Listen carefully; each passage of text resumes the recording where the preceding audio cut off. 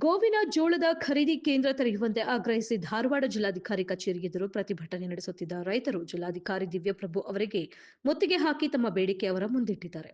ಗೋವಿನ ಜೋಳಕ್ಕೆ ಬೆಂಬಲ ಬೆಲೆ ಘೋಷಿಸಿ ಕೂಡಲೇ ಖರೀದಿ ಕೇಂದ್ರ ತೆರೆಯಬೇಕು ಎಂದು ಆಗ್ರಹಿಸಿ ರೈತರು ಡಿಸಿ ಕಚೇರಿ ಎದುರು ಧರಣಿ ಕೂತಿದ್ರು. ಸುಮಾರು ಗಂಟೆಗಳ ಕಾಲ ರೈತರು ಧರಣಿ ಕುಳಿತಿದ್ರು. ಈ ವೇಳೆ ಡಿಸಿ ಅವರು ಹೊರಗಡೆ ಹೋಗುತ್ತಿದ್ದ ಸಂದರ್ಭದಲ್ಲೇ ರೈತರು ಅವರಿಗೆ ಮುತ್ತಿಗೆ ಹಾಕಿದ ಪ್ರಸಂಗ ನಡೆಯಿತು.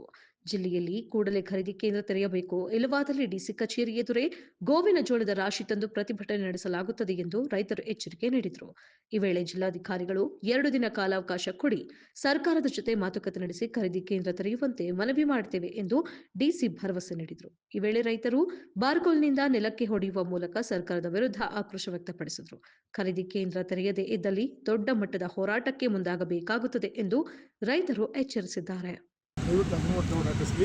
ನೀವು ಆಧಾರ್ ಕಾರ್ಡ್ ಹುಬ್ಳಿಗೆ ಯಾಕೆ ಮಾಡಿದ್ರೆ ಸಾಹೇಬ್ರೆ ದಾಟ್ ಮಾಡಬೇಕು ಅದರದ್ದು ಇಲ್ಲ ಹಿಂದೆ 2019ರಲ್ಲಿ ಇದು ಧಾರವಾಡದ್ದು ಚಾಲು ಆಯಿತು. ಆಮೇಲೆ ಹುಬ್ಳಿದು 2021ರಲ್ಲಿ ಜನರದ್ದು ಬೇಡಿಕೆ ಮೇಲೆ ಆಯಿತು.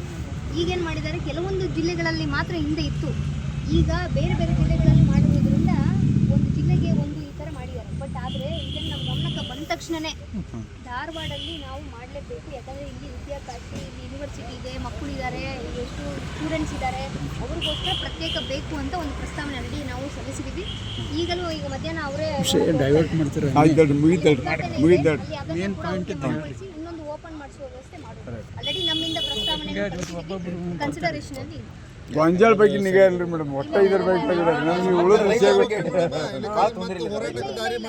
ನನಗೆ ಗೊತ್ತಾಗಿದೆ ರೀ, ನಮ್ಮ ಜಿಲ್ಲೆ ನಾವೆಲ್ಲರೂ ಇವ್ರ ಲೋಡ್ ತಗೊಂಡ ಹೋಗೋಣ ಅಂತ ಮೇಡಮ್ ಗೊಂಜಾಳ ಹೇರ್ಕೊಂಡಾರಿ ಸರೌಂಡಿಂಗ್ ಗಾಡಿ ತೋರಿಸ್ತೀವಿ ನೋಡ್ರಿ. ನಾವು ನಮ್ಗೆ ಗೊಂಜಾಳ ಕೆಡಾಕತೈತಿ, ಇಟ್ಟು ಕಾದ ರಗಡಾಗಿ ಹೋಗೈತಿ. ನಮ್ಗೆ ಒಟ್ಟ ಏನಿದ್ರು ಒಟ್ಟು 4 ದಿನದಾಗ ನಮ್ಗೆ ರಿಪೋರ್ಟ್ ಬರ್ಬೇಕು. ಇಲ್ಲಿ ಗಾಡಿ ತೊಗೊಂಬಂದು ನಾವ್ ಇಲ್ಲಿ ಬಾಕಲ್ ಮುಂದೆ ಅಷ್ಟೇ ಇಲ್ಲ ಅಂದ್ರೆ ನಾವು ಗಾಡಿ ತಂದು ಹಚ್ಚೋದಂಕ್ರಿ ಗ್ಯಾರಂಟಿ. ಕಾದ ರಗಡ ಆಗೈತ್ರಿ, 1.5 ತಿಂಗಳು ಆತ್ರಿ ಕಾಯಕತ್ತಿ ಹೊತ್ತಿಗೆ.